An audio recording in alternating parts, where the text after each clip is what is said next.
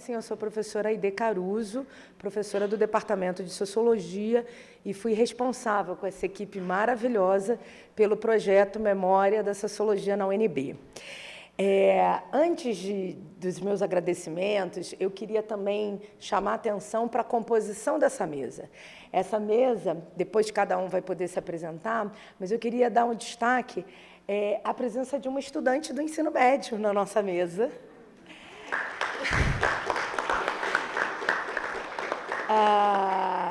Porque a forma como a gente construiu o projeto e o desdobramento que ele teve também configura um lugar do Departamento de Sociologia da Universidade de Brasília na sua preocupação na formação de licenciados, professores que atuam na educação básica. Então, essa é uma marca do departamento. E, especificamente, em relação ao programa de pós-graduação em Sociologia, um dos poucos, ao longo da história, que acolheu projetos de mestrado e doutorado voltados para o ensino de Sociologia na educação básica. Então, acho que é muito expressivo e depois, ao longo da mesa, vocês vão entender como é que a gente se articulou aqui.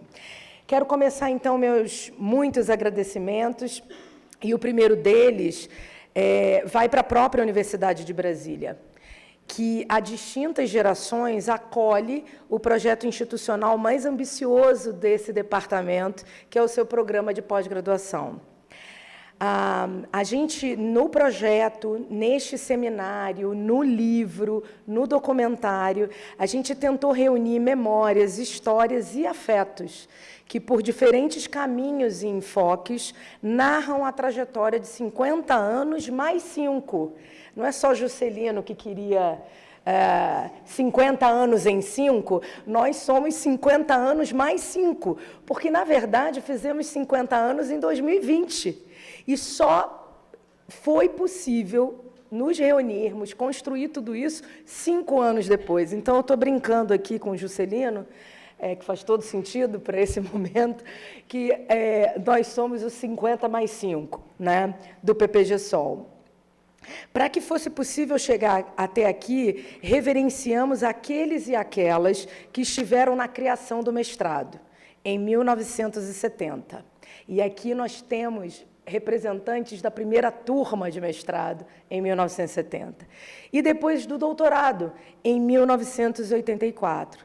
São docentes e discentes, além dos técnicos, dos servidores e todo mundo que, ao longo de mais de 5 décadas, contribuíram para a construção cotidiana do nosso fazer sociológico.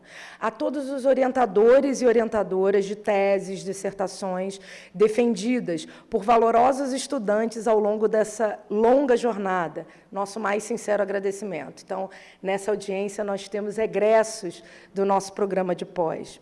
Durante o período de comemoração, iniciado, como eu disse, em 2020, e culminando agora com esse seminário e tudo que decorre dele, foi fundamental contar com o apoio do Departamento de Sociologia, por meio dos seus professores, dos técnicos e das diferentes coordenações do PPG-Sol. Eu quero agradecer ao Tiago Ribeiro e ao Joás Bernardino Costa, que deram continuidade ao financiamento do projeto, que culmina com 5 anos de trabalho. Graças a esses professores, foi possível viabilizar os recursos para a pesquisa Memória da Sociologia na UNB. Projeto que reuniu tanto docentes como eu e como o professor Sérgio Tavolaro, a quem eu faço um agradecimento muito especial, que coordenou comigo toda a gestão do projeto, a parte metodológica, e essa equipe de pesquisadores vinculados ao programa também. E todos eles comprometidos em compreender o papel do nosso programa no debate sociológico, como foi dito nas mesas que antecederam, tanto em âmbito nacional quanto internacional. E assim eu registro meus sinceros agradecimentos ao Matheus Ribeiro, ao Denis Gonçalves, ao João Gouveia, aos professores que já citei, Sérgio Tavolaro, mas também Edson Farias, Carlos Benedito Martins, Ricardo Feste, Daniela Félix, Vladimir Puzoni, professor Marcelo Cigales, que contribuíram de diferentes formas, tanto para a realização da pesquisa, quanto para a organização dessas ações comemorativas. Agradecemos profundamente aos professores, muitos deles aposentados, que aceitaram partilhar suas memórias e vivências institucionais em entrevistas. E aqui eu quero nominá-los: a professora Cristiane Girard, Pedro Demo, Danilo Nolasco, Elimar Pinheiro do Nascimento, Deise Lúcia Siqueira, Maria Angélica Madeira, Carlos Benedito Martins, Maria Francisca Pinheiro Coelho, em memória, Maria Salete Quer Machado, Potiara Pereira, Fernanda Sobral, Maria Inês Bastos, Marisa Veloso, Benício Schmidt e Sadida Alrosso. Então, todos esses professores foram entrevistados. Nosso YouTube está bombando com diversas entrevistas. Manifestamos também nosso reconhecimento aos colegas que atualmente compõem o quadro docente do departamento e do programa de pós, pelo empenho e dedicação em fazer desse espaço um centro muito produtivo de produção acadêmica de qualidade. O PPG-Sol é hoje um dos mais importantes centros de excelência em sociologia do país, reconhecido pela CAPES com a nota 7, como foi destacado pelo nosso decano. Agradecemos também às agências pelos recursos aportados por meio do Programa de Excelência Acadêmica, o PROEX, da CAPES. E, assim, ao CNPq, à FAPDF, que, ao longo dos anos, tem, não no volume que a gente gostaria, mas é inegável que eles estão aportando subsídios para custeio, capital e bolsas para centenas de estudantes que obtiveram seus títulos de mestrado e doutorado no programa. Nós sabemos que o PPG-Sol reúne estudantes não do DF, não do Goiás, mas do Brasil inteiro. Então, sem bolsa, é inviável se manter em Brasília. Por fim, nosso profundo agradecimento a todos e todas que escolheram Brasília. Não é uma escolha simples. E a UNB como lugar para aportar suas contribuições sociológicas, construindo, como a gente tem nomeado o nosso seminário, a partir do Planalto Central e em diálogo com contextos regionais, nacionais e globais, o nosso trabalho. Pois bem, esse é um esforço de uma longa travessia coletiva, né? Os 50 anos mais 5 de resistência, de invenção e de produção sociológica. Há muitos e muitos colegas, e esse foi o esforço desse projeto Memória, de valorizar as várias gerações que pavimentaram o caminho para que o SOL, como carinhosamente chamamos o departamento, e seu mais ousado projeto institucional, o PPG-Sol, pudesse existir, resistir, avançar e, finalmente, comemorar mais de meio século.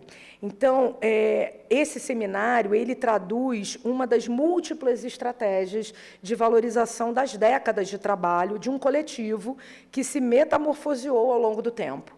E o Carlos colocou isso de modo brilhante, aglutinando novas gerações sem perder seu vigor e sua identidade institucional. O PPG-Sol, ele se consolida como esse espaço criativo e agregador de múltiplas abordagens sociológicas. Isso não é trivial. Então, de fato, aqui nós temos diversas ênfases teóricas, metodológicas, convivendo simultaneamente. Isso se traduz nas nossas próprias publicações e dos nossos estudantes. Como eu disse, né, a gente tem esse esforço do diálogo com a agenda regional. E aí não é Brasília, é o Distrito Federal na sua pluralidade, nas suas 35 regiões administrativas que compõem o DF, mas o seu entorno. Então, as fronteiras territoriais, simbólicas e morais que nos conectam com o que a gente chama de entorno é uma agenda de pesquisa, mas também as questões nacionais e internacionais, refletindo essa pluralidade que nos constitui. Vale destacar que o PPG-Sol é, portanto, uma das experiências mais longevas e consolidadas na formação de pesquisadores e pesquisadoras no campo das ciências sociais no Brasil, mas não só de pesquisadores, de gestores públicos. Essa é uma característica central do programa. Nós recebemos levas e levas de gestores que já estão aí nos ministérios, no judiciário, no legislativo, e que, num determinado momento de suas trajetórias, voltam para o aprimoramento profissional através do mestrado, quiçá do doutorado. Mas também formamos professores, e temos muito orgulho dos professores que estão em várias universidades públicas e privadas, e também na educação básica. Então, eu comecei chamando a atenção para a composição da mesa. Aqui nós temos um jovem professor da educação básica do Distrito Federal, João.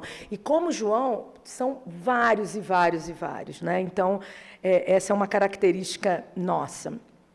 Compreender o papel do programa no cenário da pós-graduação brasileira exige também um olhar atento à história da própria Universidade de Brasília, idealizada como um projeto de país por Darcy Ribeiro e Anísio Teixeira. Desde a sua origem, a UNB destinou atenção privilegiada às ciências humanas e sociais, concebendo-as como áreas estratégicas para a compreensão crítica do Brasil.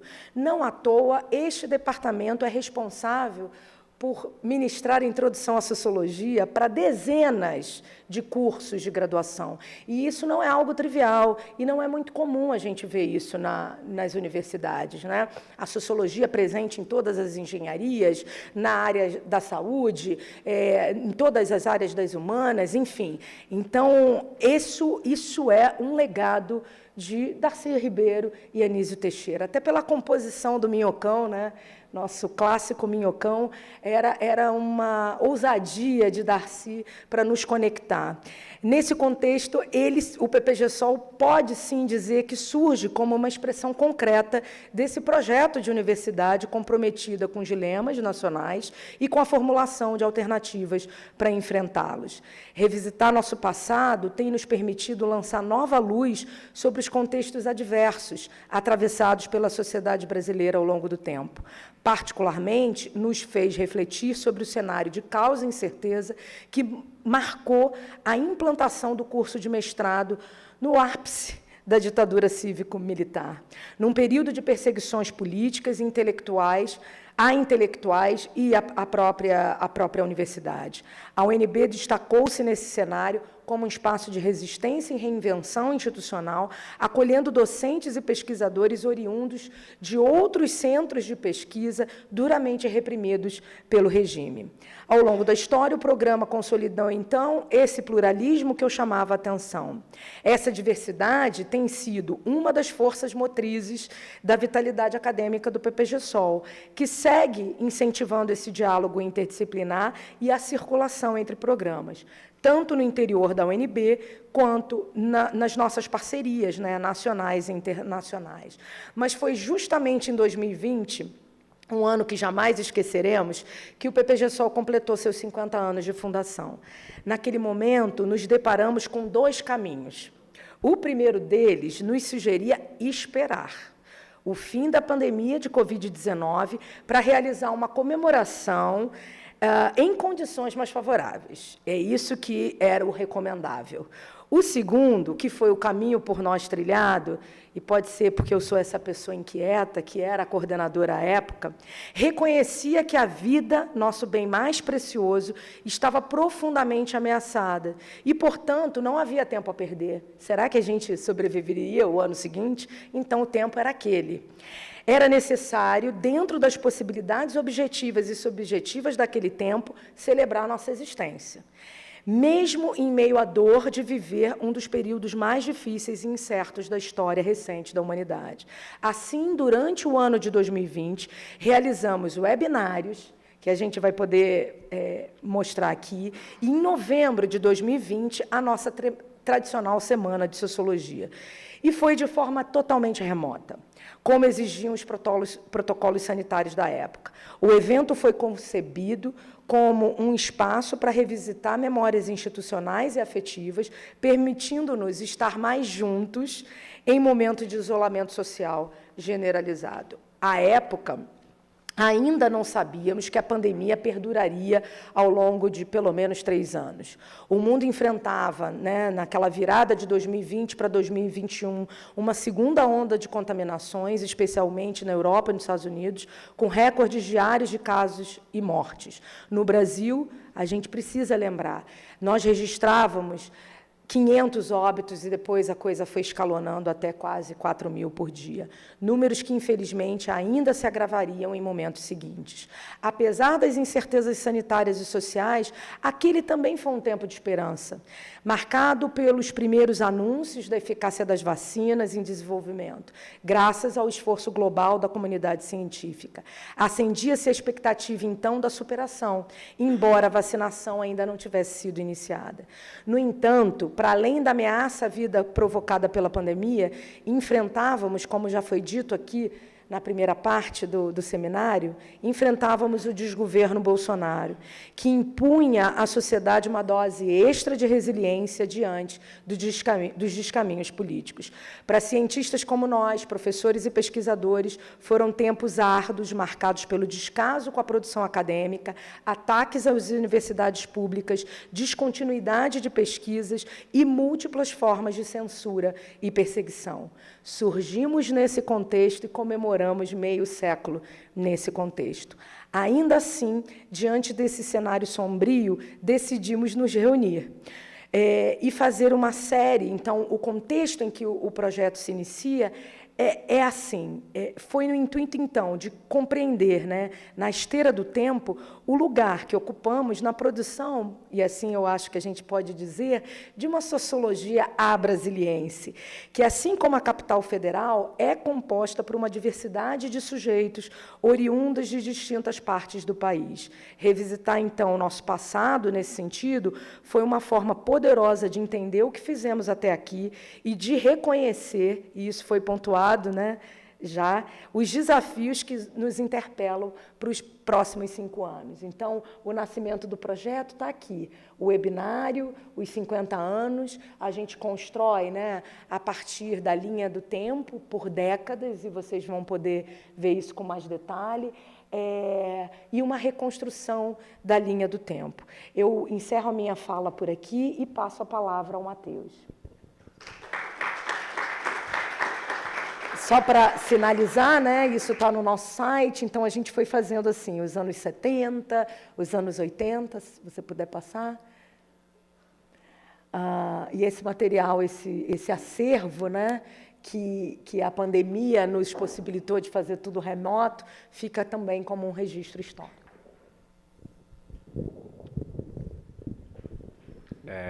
Depois da fala tão brilhante da Aide, eu não sei se eu vou conseguir apresentar qualquer coisa razoável, né, mas eu vou tentar. De todo modo, como a Aide já falou, sou Matheus Ribeiro, né, e trabalho no Projeto Memória desde da criação, né, que nasceu a partir desse webinário dos 50 anos. E aí, quando a Aide me convocou para fazer parte desse projeto, eu vim juntamente com o Denis, né, nós somos os 2 primeiros pesquisadores do projeto, e eu já trabalho com História das Ciências Sociais há algum tempo. Meu doutorado é sobre História das Ciências Sociais, eu analiso história de sociólogos que foram para o exterior durante a ditadura militar. E, ao fazer minha análise de bibliografia, né, o meu diálogo com a literatura, com o estado da arte, eu já começava a perceber ali o papel dos acervos, a necessidade da existência dos acervos, dos dados, dos documentos, para que se possa falar sobre história das ciências sociais. E não só isso, né, como o Mário disse na fala anterior, como que também essa existência é desigualmente distribuída do ponto de vista de classe, de raça e de distribuição regional, né, ou seja, só se conta história daquilo que se tem dado para contar a história, né? Então, visando também quebrar um pouco, subverter um pouco dessa hegemonia do eixo Rio-São Paulo, a gente buscou fortalecer a ideia do Projeto Memória como espaço de criação de um acervo documental que, a partir daí, conseguisse convidar pesquisadores a fazer uma análise científica bem embasada, metodologicamente bem orientada, sobre a história das ciências sociais e da sociologia, mais especificamente, no Distrito Federal, né? E também servindo como um projeto piloto para que outros estados, outras universidades que não estão nos eixos mais hegemônicos de produção de conhecimento também se instigassem a cuidar da sua memória institucional, documental, e física, né, as próprias pessoas, né, e construíssem acervos próprios. Então, esse foi um pouco do espírito da parte da minha trajetória, né, e aí vem, então, o convite da ID. Né, e esse convite, para montar esse seminário, para montar o webinário, precisava partir de um ponto inicial, que é, quem fez parte? Quem fez parte dessa instituição? Como a gente vai montar as mesas do webinário dos anos 70, dos anos 80, a partir de que fonte? Né? Então, a gente foi buscar, em tudo que existe, uma revisão bibliográfica, bate-papo de corredor, entrevistas que nós fizemos, documentos históricos, uma série de elementos, de fontes, foi nos permitindo montar uma linha do tempo, que, inclusive, se não me engano, está no próximo slide. Então, esse foi o primeiro desenho que a gente criou de uma linha do tempo, rememorando os fundadores, os criadores da instituição, e passando até os professores mais recentes. Né? Então, a gente fez essa linha do tempo que ajudou a construir o webinário, né? Ajudou a construir as mesas do webinário. Mas, depois que a gente construiu essa linha do tempo, a partir de vários arquivos que a gente vasculhou e também a partir da própria bibliografia que a gente tinha à mão, a gente pensou passar para uma segunda fase, né, que fosse uma fase de aprofundamento do estudo dessas pessoas.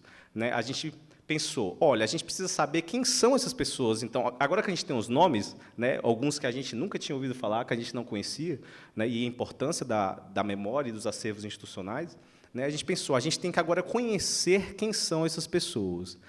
Quais são as fontes para a gente conhecer quem são essas pessoas? Existem os documentos, né, os meninos vão falar um pouco mais sobre isso, vão se debruçar sobre alguns acervos documentais, mas existe um outro caminho que a gente trilhou, que é a própria plataforma Lattes. Uma grande maioria, tirando a primeira geração mesmo de fundadores da sociologia aqui na UNB e das ciências sociais, uma grande maioria dos docentes, a partir dos anos 90, teve que fazer, na plataforma Lattes, uma revisão de sua trajetória de vida.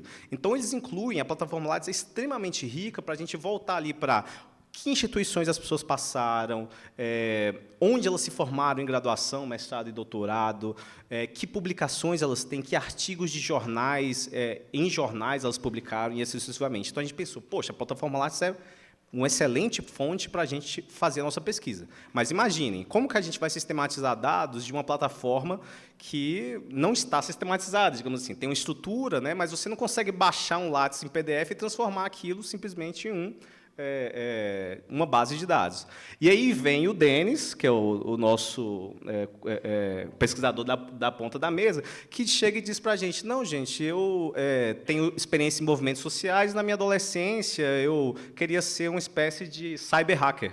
Então, eu tenho um conhecimento bastante aprofundado, dentro da legalidade, né, de processos que são muito usuais hoje em dia na pesquisa em ciências sociais, que é a raspagem de dados. Né? Ou seja, o web scraping, uma série de mecanismos que você tem de pegar um Lattes e transformar um Lattes numa planilha.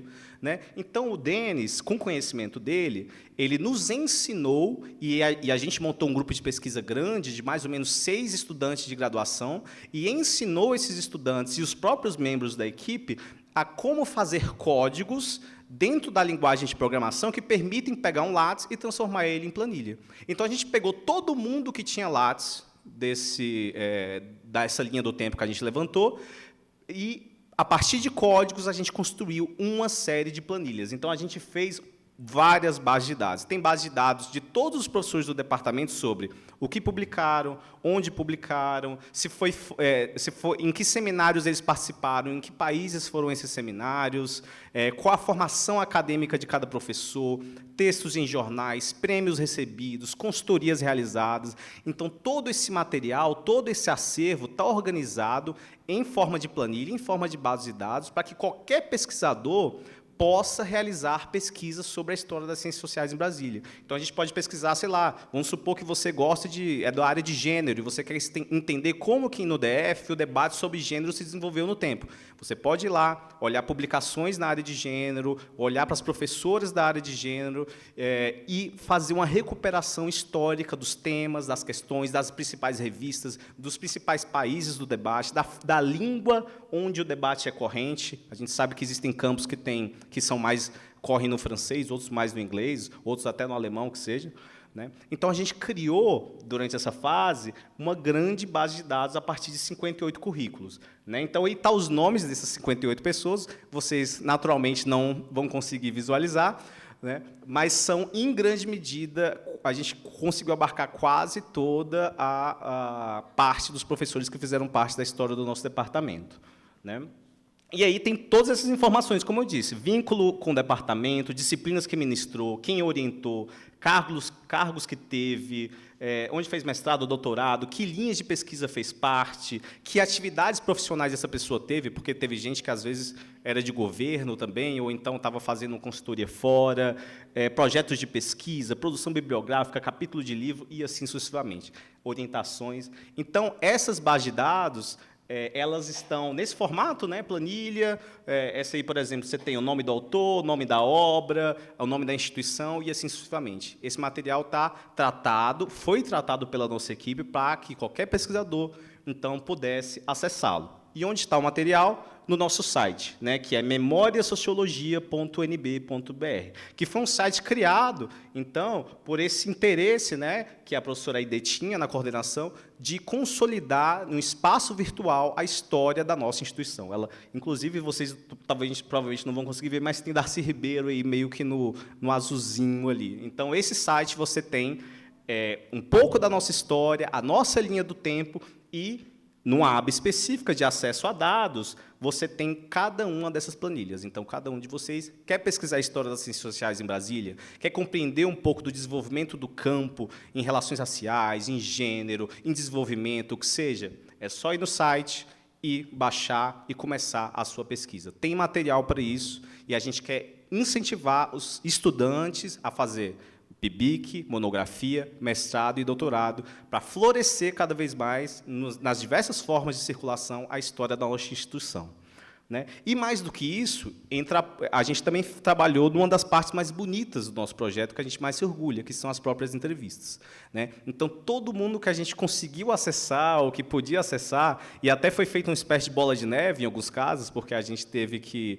Algumas pessoas a gente não conhecia e foram indicados pelos próprios professores, ou eles mesmos nos mandavam contatos de professores que eram amigos deles e que vivenciaram a experiência de ser professor ou de ser aluno, né, da UNB. Tudo isso, digamos assim, foi o que nos permitiu criar uma série de entrevistas. As pessoas entrevistadas já foram, inclusive, apresentadas pela ID, estão todos aqui, vários estão aqui presentes, eu fico extremamente feliz e orgulhoso de saber que essas pessoas estão aqui presentes para ver um pouco desse produto, desse resultado, a professora Cristiane, o professor Sadi, que foi o primeiro professor entrevistado, né, professor Carlos, né? Inclusive, a gente fez, em alguns casos, uma parceria com professores do departamento que são da mesma mesa, né? Então, por exemplo, a professora Marisa é da área de cultura e cidade, né? E, hoje em dia, a professora Dani Félix tem trabalhado muito com isso, é uma professora nova e que é amiga da professora Marisa. Então, eu falei, vamos entrevistar, vamos conectar essas duas gerações da mesma linha, né? Então, a professora Dani Félix entrevistou a professora Marisa comigo. A mesma coisa aconteceu com o Fabrício, que é da área de ciência e tecnologia, que teve a oportunidade de entrevistar a professora Fernanda Sobral. Porque, para além de produzir acervo para que as pessoas possam produzir história das ciências sociais, a gente também faz um trabalho, a partir desse projeto, de fazer com que as próprias pessoas do departamento conheçam a história da instituição de que elas fazem parte, a história da linha de que elas fazem parte, né? É um reencontro do departamento consigo mesmo, um reencontro do departamento com a sua própria história. Isso é muito bom para consolidar uma identidade institucional, né? Então, é muito relevante fazer esse trabalho de reaproximação.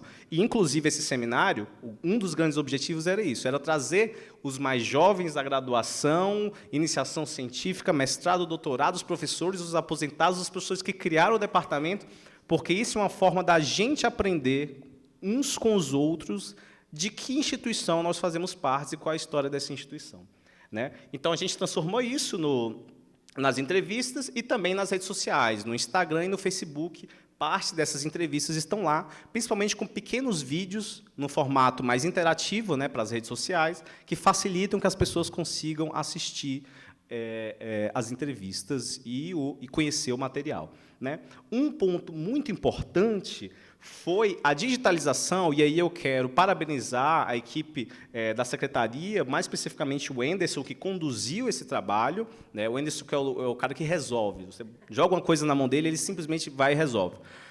Ele escaneou todas as unidades da revista Sociedade e Estado, que é a revista criada pelo departamento, né? Ela tinha um acervo já online até a partir do ano 2000, mas a revista, como a Aide mencionou, é de 1986. Né? Então, existia uma série de unidades que não estavam disponíveis. Então, o Enderson escaneou tudo e hoje já está disponível para qualquer pessoa que queira pegar, estudar a história da sociologia em Brasília pela revista ou a partir de outros modos. No site da própria revista tem todas as unidades desde o ano de 1986. Então, olhem esse material riquíssimo, está muito bonito. Né?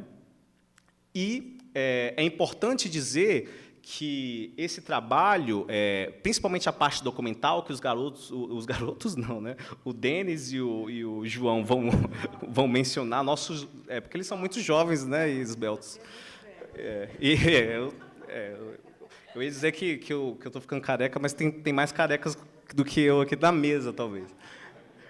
O que eu ia dizer é que uma parte considerável desse trabalho, principalmente documental, que o João e o Denis vão mencionar, está presente na nossa exposição, que chama-se Sociologia em Reconstrução. Ela está numa salinha aqui no hall, que é uma salinha do mini auditório. A professora Fernanda Sobral já assistiu um pouquinho.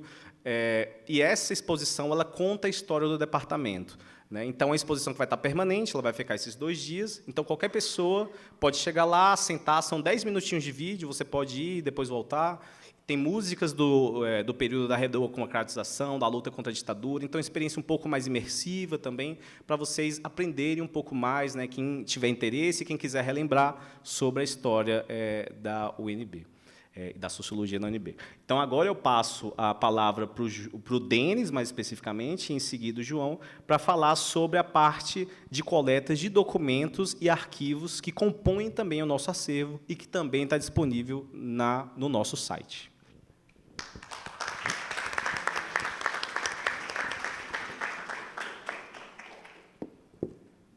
Obrigado, Matheus.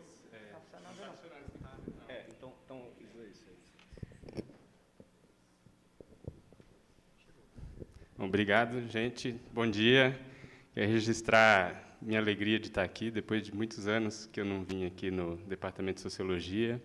Agradecer demais, professora Aide, porque é uma alegria grande para nós que estamos trabalhando no projeto desde 2020. A gente está com esse seminário que está projetado, mas com dificuldade de ser realizado, e agora, para nós, é uma alegria muito grande poder estar exibindo esse trabalho, poder estar incentivando novas pesquisas, poder estar incentivando a continuidade do Projeto Memória aqui no Departamento de Sociologia. Agradecer aos meus colegas também, o Matheus, o João, que o nosso trabalho foi muito profícuo, foi intenso, né, e tem sido desde então. Bom, eu sou Denis, como o Matheus apresentou, eu passei aqui pelo programa de pós-graduação em Sociologia em 2019, depois peguei o período da pandemia. Sou militante de movimento de moradia na região metropolitana de Goiânia e também, hoje, atualmente, estou fazendo bacharelado em Sistemas de Informação na Universidade Federal de Goiás, que é meio um produto desse projeto Memória também, que foi me guiando para essa outra área, e estou lá interessado particularmente em como a gente integra esses modelos de Big Data na análise sociológica e na pesquisa científica, que tem revolucionado o campo em várias áreas e me parece que, às vezes, a gente não tem tocado muito nisso. Então, tenho me preocupado com isso. E, bom, quando eu cheguei aqui no programa, eu vim com um projeto de pesquisa que tinha a ver com sociologia rural. E nossa linha de sociologia rural aqui no programa, que já foi muito forte no passado, ela se diluiu, né? E eu comecei a fazer perguntas, eu não conseguia tanto fazer perguntas sobre meu objeto de pesquisa quando eu estava aqui, eu comecei a me perguntar muito mais sobre a sociologia. Por que a gente faz sociologia assim? Por que ela foi se especializando? O que aconteceu com as linhas de pesquisa que tinham no passado? Como que surgiram as que tem hoje, né?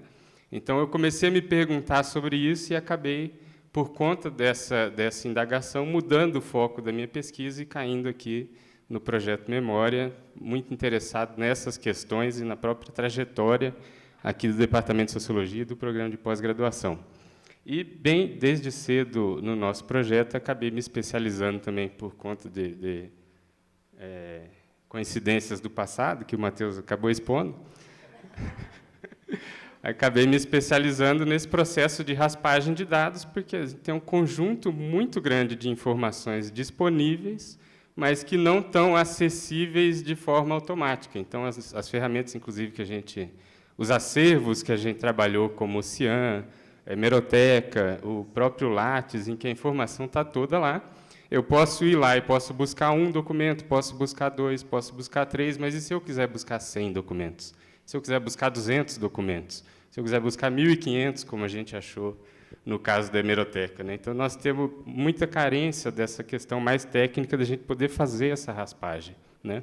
E aí, acho importante também fazer uma menção que o trabalho que a gente fez na segunda fase do projeto, que foi em torno dos currículos Lattes, é um trabalho que a gente não poderia fazer hoje mais, porque o CNPq fechou a plataforma Lattes para acesso automatizado, que eu acho importante ter feito isso, são informações sensíveis, né? Mas fica aí também o apelo, a ideia, que as instituições podem requisitar ao CNPq uma chave de acesso para continuar monitorando a produção acadêmica dos discentes, a produção dos docentes, para fazer esse trabalho contínuo de coletar. Então, acho essa uma ação importante do programa aqui, até porque um dos aprendizados que a gente teve com o nosso projeto Memória é que a memória a gente faz ela no cotidiano também. A gente não precisa esperar passar 50 anos para olhar esse período todo no passado e ver o que aconteceu. A gente tem que deixar registro do que a gente está fazendo no momento que a gente está fazendo, para a gente chegar depois e ver, bom, há 20 anos atrás, a gente tinha essas disciplinas no programa, eram esses currículos, componentes curriculares de cada disciplina, foram publicados artigos, então, todo o processo cotidiano que eu acho importante a gente conseguir automatizar isso também. Muito bem. Na fase 3 do nosso projeto, nós saímos um pouco da plataforma Lattes, que foi o nosso objeto na segunda fase, que nos deu um insight muito interessante sobre a organização interna do programa, do departamento, a composição do corpo docente, as trajetórias de cada docente, e nós resolvemos abordar, depois de refletir um pouco, essas outras bases, esses acervos externos, né, que eventualmente dizem alguma coisa sobre o que está acontecendo aqui, né, mas cujo foco não era exatamente esse. Então, nós olhamos bastante, escolhemos trabalhar com a hemeroteca, que é um acervo mantido pela Biblioteca Nacional, um acervo de revistas e recortes de jornais, mantido pela Biblioteca Nacional, e com o Cian, que é o Sistema de Informações do Arquivo Nacional, mantido pela Presidência da República. Da hemeroteca, esses dois acervos, o interessante deles é que eles nos permitiram uma outra visão sobre o processo do programa aqui, que era uma visão muito entrelaçada com a atuação externa, né, com o forte engajamento para fora dos muros da universidade, do corpo docente, que estava muito presente na vida política nacional, com muita atuação, dando entrevista, fazendo artigo de opinião ou outras atuações diversas, né, e que estão registradas nesses documentos que não estão registradas necessariamente no Lattes. Então, para cada uma dessas bases, nós fizemos um processo de busca nelas, buscando, primeiro, o nome de cada um dos docentes e das docentes, que nós levantamos na fase 2. Então, buscamos os nomes e as variações desses nomes, que às vezes aparece primeiro e último nome, às vezes aparece nome completo, e buscamos também os termos sociologia, UNB, ciências sociais, UNB, ciência política, UNB, porque o departamento era o mesmo antes. Então, buscando isso, a gente conseguiu levantar esse conjunto e depois analisando o resultado, porque vem muito falso positivo, né? Então, nós analisando esse resultado, chegamos nessa estatística de 1.500 documentos levantados da hemeroteca e 300 documentos levantados do Sistema de Informações do Arquivo Nacional. Ainda tem um extrato da interface da hemeroteca, que a gente usa para fazer a busca, onde a gente coloca os nomes que a gente quer pesquisar, né? E a gente conseguiu, então, extrair, a partir desses termos de busca, nós conseguimos extrair e montar essas bases de dados que hoje estão disponíveis lá no site do Memória e Sociologia, conseguindo pegar o docente que está vinculado à notícia, a data onde foi, isso aí no caso da hemeroteca, né? A data da notícia, o periódico onde ela saiu, então tem muito Correio Brasiliense, Jornal do Brasil, Folha de São Paulo, tem muito desses grandes periódicos nacionais que estão presentes lá. O assunto da notícia, e aí, primeiro, é bastante interessante, já que é um marco histórico, que é a demissão coletiva da UNB em 1965, e aí nós temos uma notícia com o professor Elbio Gonzalez vinculada. Então, nós conseguimos pegar o título, fazer uma breve descrição a partir da análise da notícia, inserimos para registro de quem for pesquisar isso depois o termo de busca que foi utilizado para acessar essa notícia e o link dela no próprio acervo da hemeroteca, né?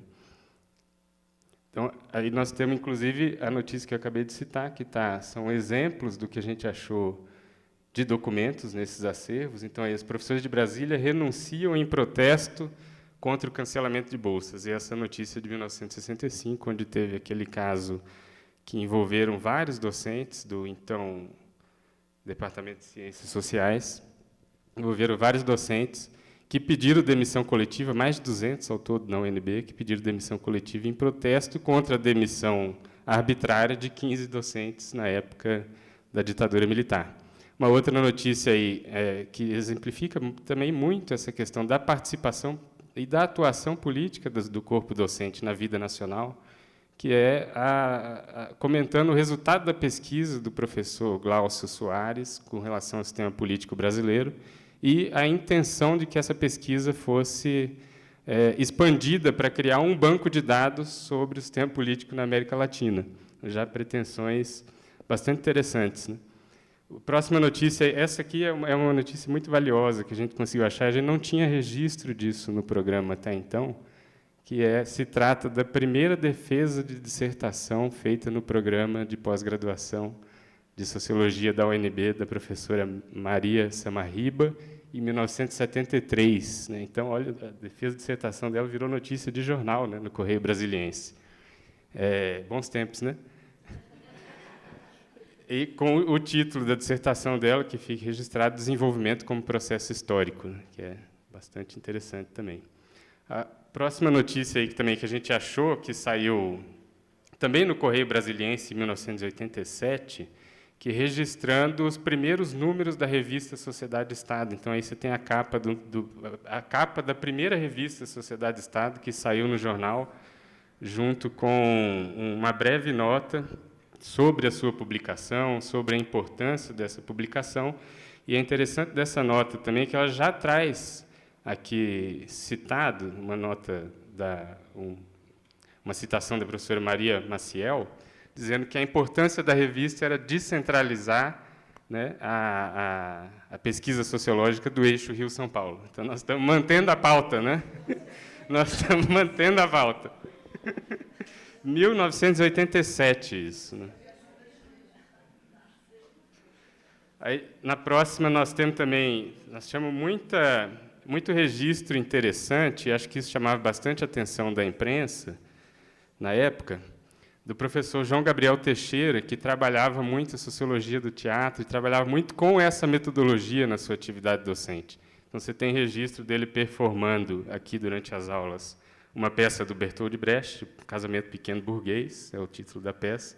E aqui você tem um registro dele fazendo a peça em sala de aula, trabalhando com o corpo discente. E o título da notícia é Quando Escola e Teatro se Casam. Então, essa notícia também é encontrada na hemeroteca, de 1987, também publicada no Correio Brasiliense. São notícias, então, que nos dão esse insight sobre essa participação do corpo docente para fora e também sobre as atividades que estavam acontecendo aqui dentro, coisa que a gente não tem registro mais, porque são arquivos perdidos, arquivos com dificuldade de serem digitalizados, né? Então, são registros da Hemeroteca Nacional. E aí, o nosso próximo objeto nessa fase 3, que foi o Sistema de Informações do Arquivo Nacional, que é mantido pelo Arquivo Nacional da Presidência da República, né? E esse sistema, por seu caráter histórico, a gente aqui encontrou fomos um pouco por outro caminho, porque o que a gente encontrou muito aqui, principalmente nesse primeiro período, foi registros e fichas produzidas pelo sistema de informação da ditadura militar sobre docentes e sobre o que se fazia aqui no programa de pós-graduação. Então, nós temos as fichas de vários dos docentes que estavam aqui nesse momento, que estão registradas lá, e temos registro também no CIAN de correspondências entre o Itamaraty e o Sistema de Informações Nacional, entre o Sistema de Informações e a assessoria do Sistema de Informações, que ficava aqui na UNB, a assessoria do Sistema de Informações, cada universidade tinha uma. Então, nós temos vários registros ali, dentre esses 300 documentos, registro das coisas muito interessantes. Por exemplo, uma docente, no caso, Maria Estela Grossi Porto, pedindo auxílio, uma bolsa para poder fazer o seu mestrado em Montreal, no Canadá, e aí o Itamaraty pergunta para o Sistema de Informações Nacional, Sistema de Informações do governo militar: essa pessoa aqui pode ganhar a bolsa ou não pode? O que vocês têm sobre ela aí? O que vocês têm? O que vocês me dizem, né? Um outro caso bastante interessante também desses registros foi quando o Itamaraty montou a Escola Rio Branco, transferiu o Instituto Rio Branco aqui para Brasília, em 1976. Né? Naturalmente, o corpo docente aqui do departamento era cogitado para lecionar no Instituto Rio Branco. Vários dos professores que estavam aqui foram cogitados, e o Itamaraty montou uma busca sobre todos eles, querendo saber, esses podem vir aqui para o Instituto Rio Branco? Nós vetamos ou nós deixamos passar, né? E acho que tinha uns 8 ou 9 docentes, todos foram vetados. Todos foram vetados. E foram vetados com base nesse tipo de ficha, né? No caso do professor Glaucio Dilon, Glaucio Soares, né? Faz parte de um grupo de professores que vem procurando orientar para o marxismo-leninismo todas as matérias, né? Agora, é muito interessante isso de um ponto de vista histórico, mas uma coisa que a gente percebeu, fazendo análise disso, é que a gente não pode levar ao pé da letra, porque esse pessoal mentia muito nessas fichas também. Mentia muito. Tem um caso aqui de uma ficha da professora Bárbara, que tem um registro assim: uma aluna perdeu a prova e a professora Bárbara passou para ela um trabalho sobre o Manifesto Comunista para fazer. E aí ficou registrado na ficha dela, ficou registrado para toda a eternidade que ela passou um trabalho sobre o Manifesto do Partido Comunista para uma aluna do curso de Sociologia aqui na UNB. Essa que está na tela agora, né? Então, nós temos muitos desses registros aqui. Tem casos, por exemplo, o professor Benício Schmidt, que estava fazendo sua pós-graduação na Universidade de Stanford, nos Estados Unidos, e aí tinha um cara lá do Serviço de Informações Nacional registrando o que ele foi lá no grupo de estudo dele para registrar o que eles estavam falando, e mandou um relatório para cá, que nós captamos nessa fase da pesquisa, dizendo o que ele estava vestindo, sobre o que ele falou, o que ele estava fazendo lá, né? Nós temos muitos casos desses, casos do governo também, desincentivando a contratação de docentes, como o caso do Fernando Correia, que saiu na lista, tinha uma lista, logo no golpe, no AI-1, tinha uma lista de 200 intelectuais que tinham que ser exilados, e estava o Fernando Correia Dias nessa lista também. Então, esse tipo de registro que nós capturamos nessa fase 2, que eu acho que exemplifica muito bem como intelectuais da sociologia sempre tiveram e precisam estar muito presentes na vida política nacional, e têm uma contribuição importante e têm uma atuação extensa nesse sentido. Então, essa foi a nossa fase 2 da pesquisa, muito com base nesses documentos. Vou passar para o João agora.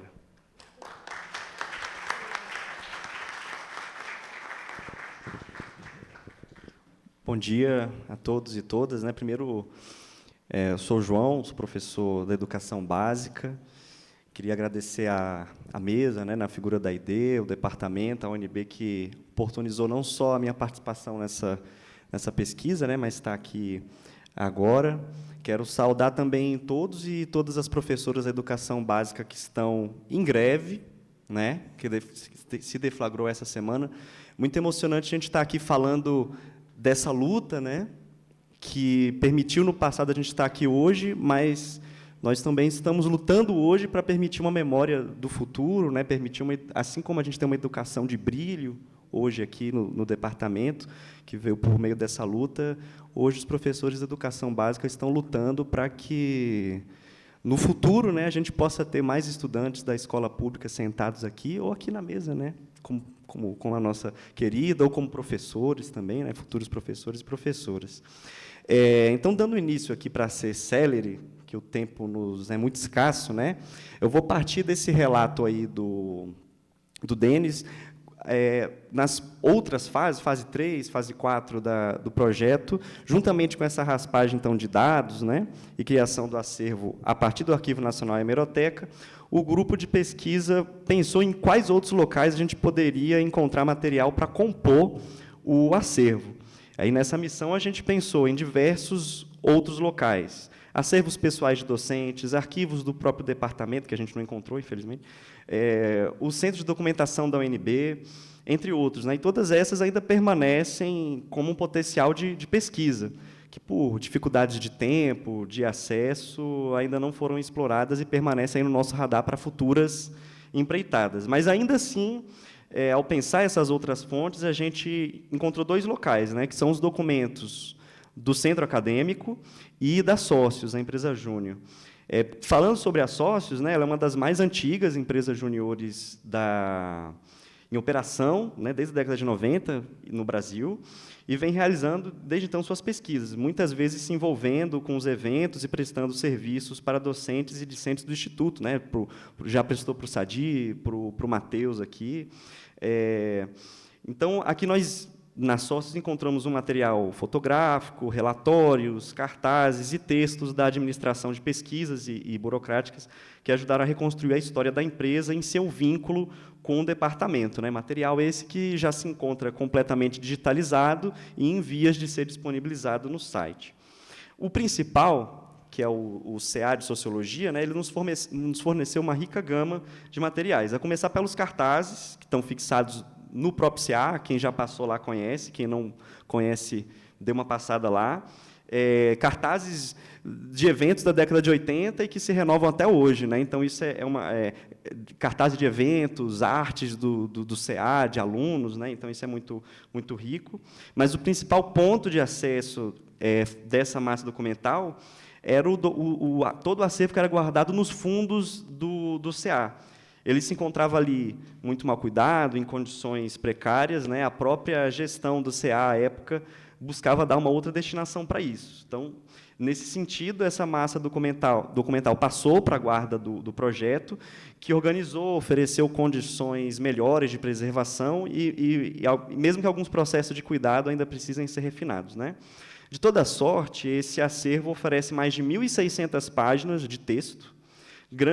Grande parte corresponde à documentação diversa do próprio Departamento de Sociologia, documentos de eventos como o SBS, ENEGS, da UNE, do Conselho de Entidades de Base da UNB, do Movimento Estudantil e materiais de produção do próprio CA.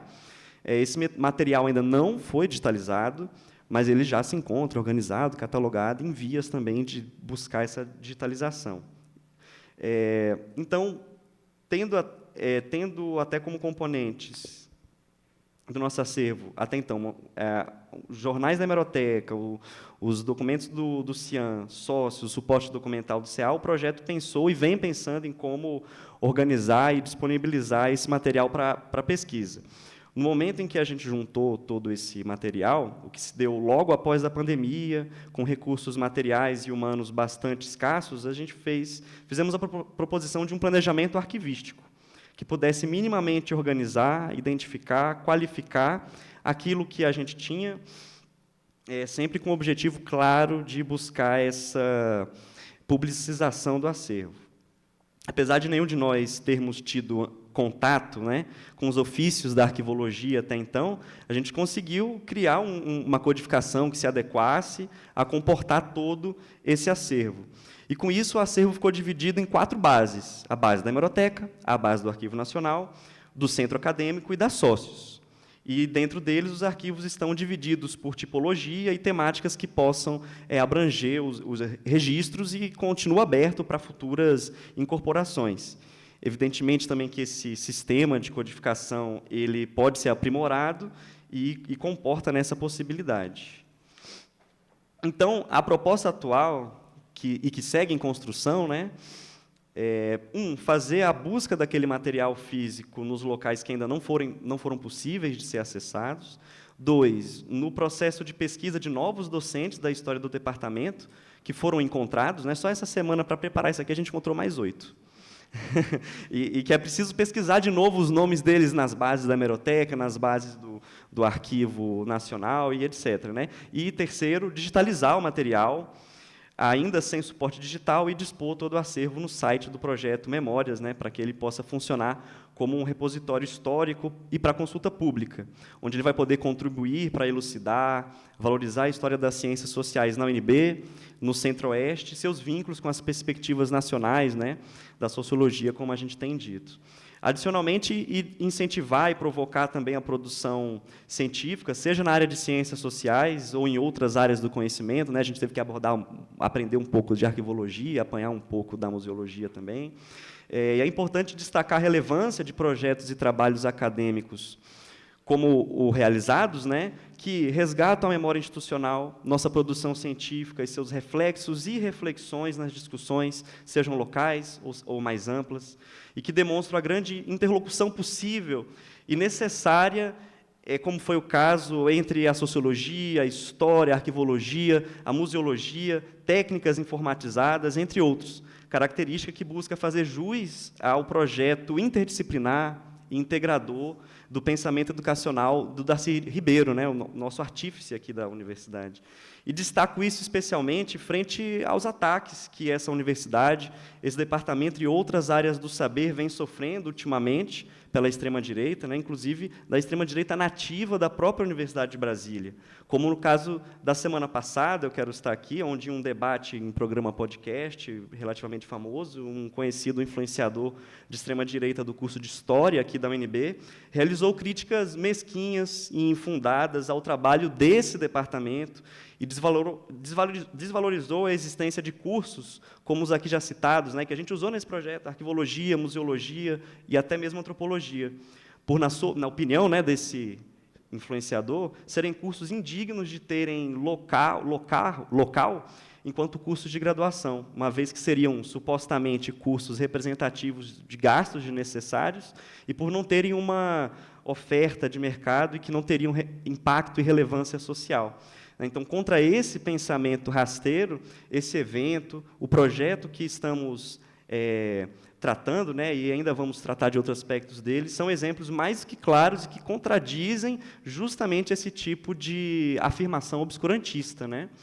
Agora, abrindo outro tópico de discussão, né, que vai ser concluído pela nossa última colega da mesa, toda essa caminhada de pesquisa e descobertas que foram descritas, para além de oferecer como produtos a capacitação do grupo de pesquisa em uma série de técnicas, o livro que vai ser lançado hoje, as bases de dados do acervo e as discussões e produções presentes, não só nesse evento, bem como as possibilidades vindouras de discussões e produções que partem desse locus, né? Além de oferecer esses produtos, o projeto permitiu e capacitou a nós a formulação de um modelo para pesquisa institucional e memorial com reprodutibilidade.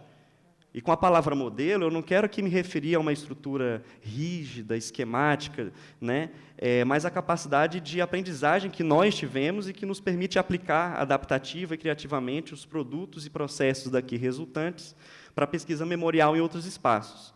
E foi seguindo esse espírito, como professor de Sociologia do Centro de Ensino Médio 2 de Ceilândia, né, o nosso famoso CEN 2, que em 2023 iniciei, junto com outros colegas que, infelizmente, não puderam estar aqui hoje, um projeto escolar de pesquisa histórica da escola. A imagem está ali das meninas pesquisando, né? Então, fizemos um núcleo que, de 2023 até hoje, contou com a passagem de uma dúzia de estudantes, e o nosso intuito aqui foi o de emular tanto a dinâmica do projeto Memórias, quanto usar como modelo a forma de organização dos projetos de iniciação científica, né, que a gente conhece muito bem aqui na universidade. E disso estabelecemos como temática a própria história institucional da escola e procuramos, então, capacitar as estudantes, principalmente na utilização de ferramentas da hemeroteca digital e do Arquivo Nacional, seguindo tudo que o Denis expôs aqui brilhantemente, demonstrar como tabelar informações, né, em planilhas, que parece, às vezes, uma coisa simples, mas, para o estudante de ensino médio, às vezes, não é. Né? Até para nós mesmo. Né? Chegamos a aplicar também algumas entrevistas e questionários, né? Então, uma série de técnicas aí que vão cumprir essa iniciação científica. Né? Isso permitiu que a gente encontrasse bastante material sobre a escola, o suficiente para permitir uma continuidade do trabalho, de pesquisa, além de produzir sínteses em cima dele. A gente também buscou instigar o pensamento científico. Esse trabalho procura estabelecer uma relação de ligação, né, além de instigar esse pensamento científico, o trabalho procura estabelecer essa relação de ligação, de identificação entre o estudante e a sua instituição de ensino. Assim como aqui no começo a gente teve falas muito afetivas, né, que vieram fruto dessa pesquisa, que vieram fruto desse reencontro que está acontecendo aqui. Então, a gente buscou também ter isso na escola, o estudante valorizar o seu espaço, o professor valorizar o seu espaço, né? Então, busca valorizar também a memória da periferia, as suas instituições e os seus agentes sociais, porque existem essas lacunas valorativas no DF, né? Onde a memória da história da educação se concentra no centro urbano social do plano piloto, com a UNB e as escolas pioneiras do plano urbanístico modernista, né, como Elefante Branco, as escolas Parque das Asas, o CASEB, entre outras. E o nosso intuito é também expor a memória e a ação da periferia na construção da história da educação, da capital e da própria capital em si. Né? Outra decisão pedagógica foi a de privilegiar a participação feminina dentro do projeto. Vocês até perceberam que eu falei assim, as estudantes. Não que a gente não teve alguns estudantes, tivemos 3. Né? Tivemos 3. Mas privilegiar a participação feminina dentro do projeto, visando dar esse protagonismo dentro da iniciação e do desenvolvimento científico desde lá da educação básica. E isso cumpre essa função de nos atentar a refletir sobre o apagamento das mulheres na ciência e, então, incentivar o processo dessa valorização desde do ensino básico, do ensino médio, enfim.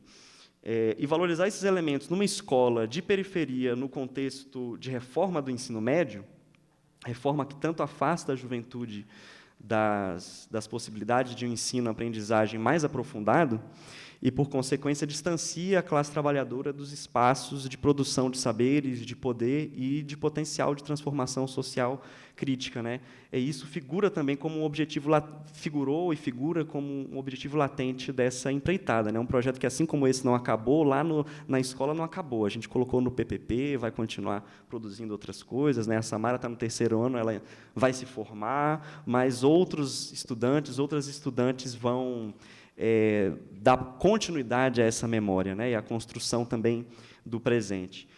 Enfim, concluo aqui essa fala, que é um relato de experiência, tanto como participante do projeto da UNB, tanto como um reprodutor desses saberes do projeto que desenvolvemos aqui na universidade e em como podemos transportá-los para enriquecer a nossa dinâmica social fora da academia, tirando do isolamento os saberes dessa, né, como aparece para muitos, principalmente muitos estudantes de escola pública, essa casa de marfim distante que é a universidade. Né? Então, é muito importante fazer essa aproximação, trazer os estudantes para perto de nós, estudantes do ensino básico, estudantes da periferia, para perto de nós, frente a esse contexto assim, muito complicado que a gente tem vivido, que já foi ressaltado aqui, desde pandemia, que ainda tem seus reflexos na educação e ainda terão muitos reflexos, né? A reforma do ensino médio, que foi reformada, né, no ano passado, melhorou um pouco, mas ainda não nos atende. Né? Então, obrigado, pessoal. Muito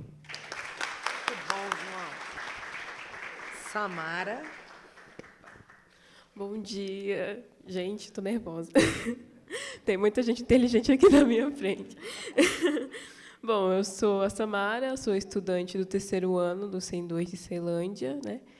E, para mim, foi muito bom participar, e é muito bom, está sendo muito bom, participar desse projeto, porque eu nunca imaginei que alguém me chamaria, o Tônio, a Aimee aqui me dando essa oportunidade também.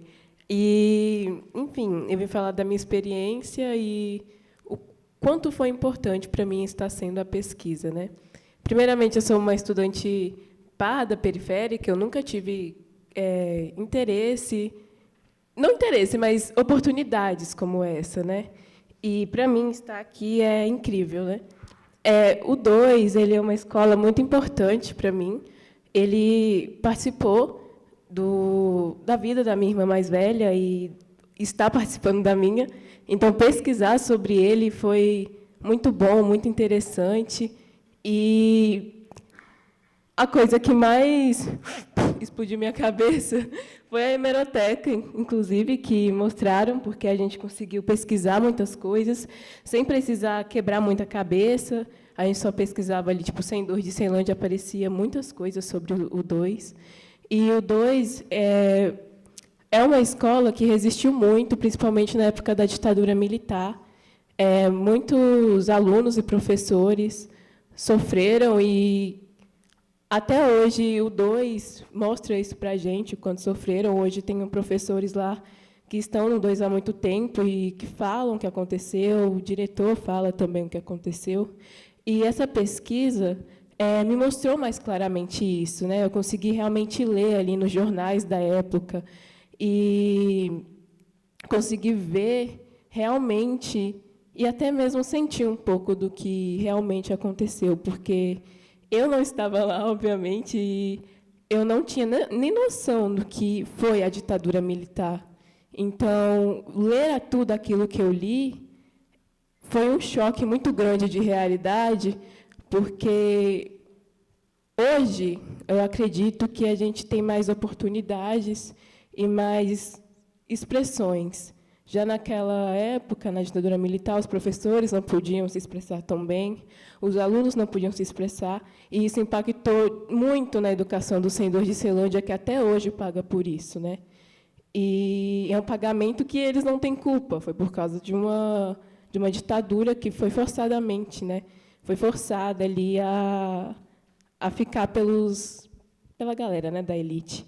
Mas, enfim, ter participado dessa pesquisa mudou a minha visão também sobre o mundo, de entender que o mundo é mais do que eu posso ver e que tudo tem uma história, sabe?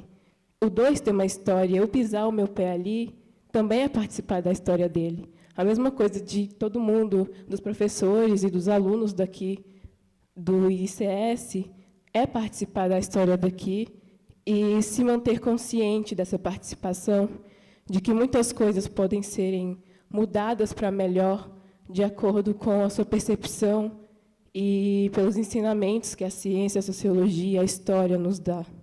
Então, eu achei isso muito importante, mudou muito a minha visão de vida, e eu espero continuar nesse rumo de pesquisa, da ciência, e ficar aqui mesmo, trabalhar com isso, fazer disso não só um emprego, mas um aprendizado, uma saída de muitas coisas que não eram, que o sistema não quis que eu estivesse aqui ou que eu não participasse. Então, trabalhar com pesquisa e procurar informações é lutar também contra toda essa desigualdade, contra o sistema, né? Muito obrigada. Maravilhosa. Gente querida, estamos aqui 13h, cravado, respeitando o tempo. A gente queria agradecer imensamente e fazer convites e anúncios. Então, primeiro, o Matheus quer falar do nosso documentário. É um segundinho antes da... Exatamente. Observando a apresentação do João e do Denis, eu lembrei, né, que todo esse acervo que a gente conseguiu levantar em todas essas fases do trabalho acabou permitindo que a gente construísse um documentário. E não foi só pela nossa vontade artística ou qualquer coisa do tipo que a gente o fez, mas pela iniciativa da SBS, que eu agradeço a professora Edna Castro, presidente da SBS, que está aqui, que lançou, né, dentro desse projeto de memória, que o Jacob é parte, que a professora Helena é parte, que lançaram um projeto de premiação de documentários para o Brasil inteiro na área de História das Ciências Sociais. Então, o edital deles está premiando um documentário por região do país, né, Sul, Sudeste, Nordeste, Centro-Oeste, e o nosso documentário, que se chama O Sol de Brasília, Cidade, Resistência, Sociologia e Afeto, é um documentário que foi premiado no edital da SBS.